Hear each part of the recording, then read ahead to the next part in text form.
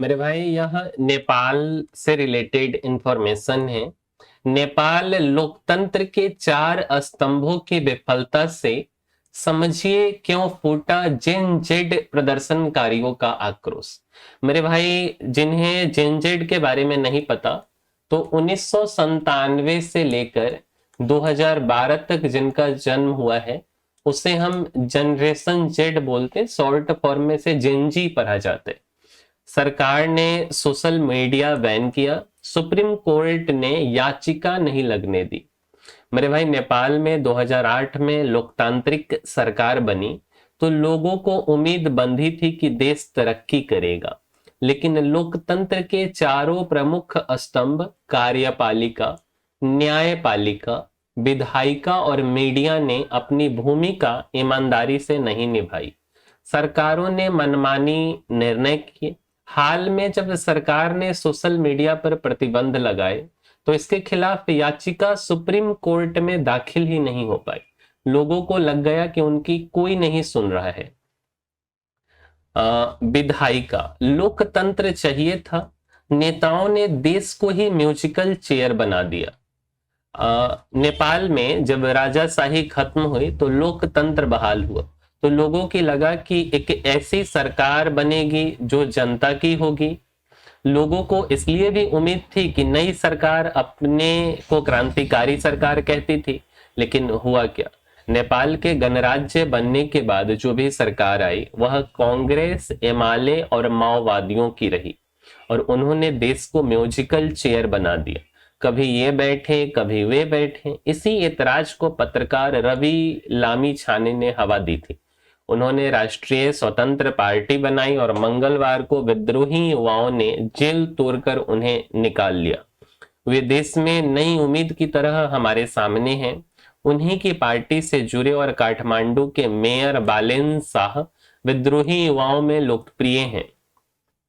कार्यपालिका, नौकरशाहों ने स्कूल अस्पताल सिस्टम ध्वस्त कर दिया। राष्ट्रीय महासचिव, नेपाली समाज नौकरशाही के भ्रष्टाचार ने नेपाल को खोखला कर दिया है।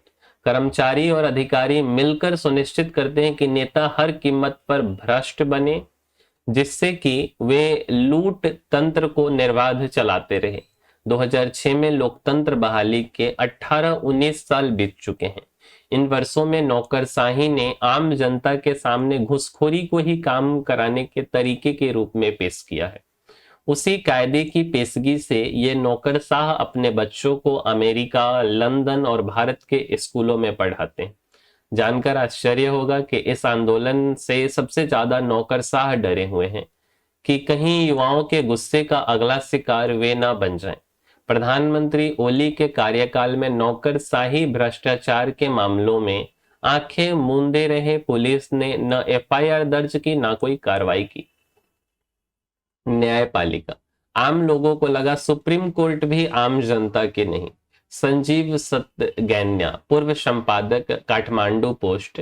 सुप्रीम कोर्ट पर भी सवाल उठे हैं। जब जनता विधायिका, कार्यपालिका से निराश होती है तो वह बड़ी उम्मीद से न्यायपालिका जाती है, मगर नेपाल में बीते वर्षों में लोगों को लगने लगा कि शीर्ष अदालत भी आम जनता नहीं, सरकार के पक्ष में फैसले देती है।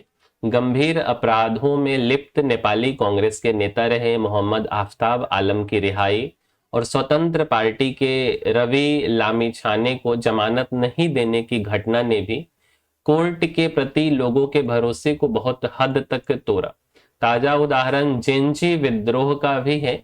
जब सरकार ने सोशल मीडिया बैन किया और सरकार सुनने को तैयार नहीं हुई तो लोग सुप्रीम कोर्ट गए। 10 याचिकाएं लगी, लेकिन कोर्ट ने इन्हें टेबल ही नहीं होने दिया।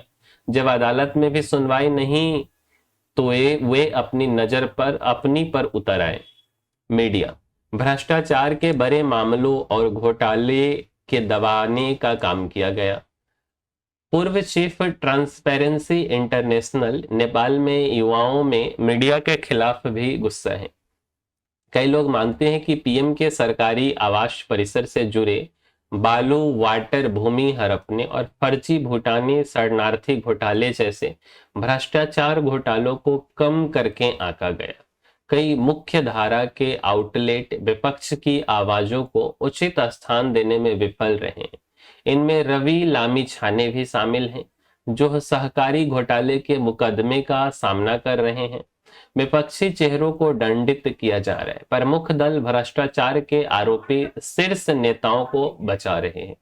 बालू वाटर भूमि हड़पना मूल रूप से पीएम आवास से संबंधित भूमि का अवैध हस्तांतरण है। इसमें डिप्टी पीएम विष्णु प्रसाद और ओली के करीबी व्यवसायी सहित कई नेता शामिल थे। विष्णु पौडेल का बेटा भी शामिल था। अब ये कहानी नेपाल की है। उम्मीद करते हैं वीडियो आपको अच्छा लगा होगा, कुछ जानने को मिला होगा। अगर अच्छा लगा है तो इसको लाइक, शेयर और सब्सक्राइब कीजिए। मिलेंगे हम किसी अगले वीडियो में। इस वीडियो में इतना ही, तब तक के लिए धन्यवाद।